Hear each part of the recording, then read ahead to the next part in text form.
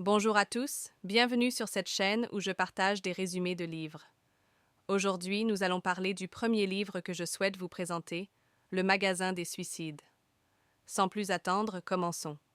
Pour ne rien manquer des prochains résumés, n'hésitez pas à vous abonner et à aimer la vidéo. Écrivez dans les commentaires les livres que vous aimeriez découvrir. Allons-y.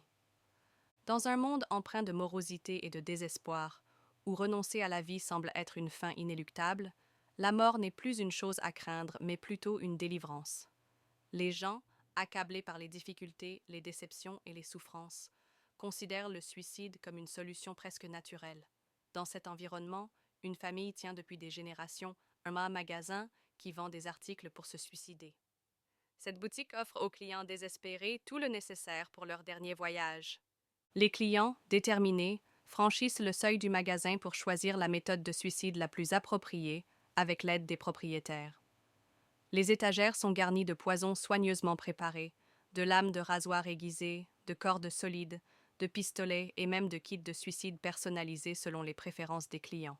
En entrant, ils sont plongés dans une ambiance sombre, et les propriétaires, impassibles, leur proposent les produits qui faciliteront leur fin. Pour eux, ce n'est pas seulement un commerce, mais aussi une tradition. Ce commerce basé sur la mort et le désespoir fonctionne sans faille depuis de nombreuses années. Mais un jour, un nouvel enfant naît dans la famille, bouleversant leur monde d'une manière inattendue. Cet enfant, à l'opposé de l'atmosphère morose dans laquelle il grandit, voit la vie sous un tout autre jour. Alors que tous sont engloutis dans le pessimisme et le désespoir, lui ne cesse de sourire. Il porte en lui une joie de vivre, un bonheur et une énergie positive qui défient les traditions familiales. Une enfance baignée dans la lumière, au sein d'un magasin de suicide. La famille ne comprend pas son attitude. Pour eux, le monde est un lieu de souffrance, rendant incompréhensible cette gaieté et ce désir de transmettre l'optimisme aux autres. Mais en grandissant, l'enfant garde intact son amour pour la vie et son optimisme. Au fil des années, l'enfant passe de plus en plus de temps dans le magasin. Il s'approche des clients, écoute leurs histoires et partage leurs douleurs. Tout en les écoutant, il tente de leur offrir une perspective différente.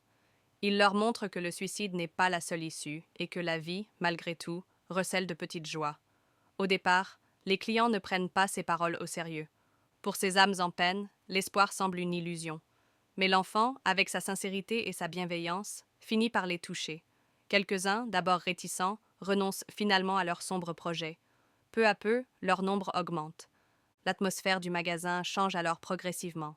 Jadis lieu de la mort, on y parle désormais de la vie. Les clients, auparavant déterminés à en finir, se mettent à hésiter.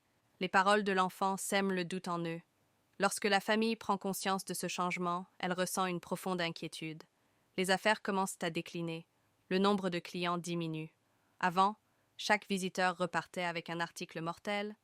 Désormais, certains viennent juste pour parler. Les parents, inquiets pour l'avenir du magasin, reprochent à l'enfant son optimisme débordant. Ils craignent que cela ruine leur tradition. Malgré les pressions pour qu'il se taise, l'enfant persiste. Sa lumière intérieure le pousse à agir, même contre l'avis de sa famille. Au fil du temps, l'intérieur du magasin se transforme également. Là où des citations morbides et des tableaux sombres ornèrent les murs, une ambiance plus chaleureuse s'installe. Les visiteurs ne viennent plus uniquement pour se suicider, mais aussi pour discuter et réfléchir à la vie. La famille peine à accepter cette transformation radicale. Le magasin, symbole de la mort, devient peu à peu un sanctuaire de la vie. Cependant, au moment où tout semble s'améliorer, un événement tragique survient. L'enfant, source de vie et d'espoir, met fin à ses jours de manière inattendue. Cette perte dévaste sa famille et choque toute la communauté. Comment cet être rayonnant, porteur de tant de joie, a-t-il pu choisir la mort sans un mot d'explication? Au départ, la famille pense à une erreur, mais peu à peu, elle comprend le message puissant laissé par l'enfant. Ce geste final amène chacun à repenser le sens de la mort. L'espoir et la joie qu'il a semés continuent de vivre en chacun. Après cette tragédie, la famille réalise ses erreurs passées et décide de transformer complètement le magasin. Désormais, il ne vend plus d'articles pour se suicider. Ce lieu n'est plus une porte vers la mort, mais un havre pour ceux chers.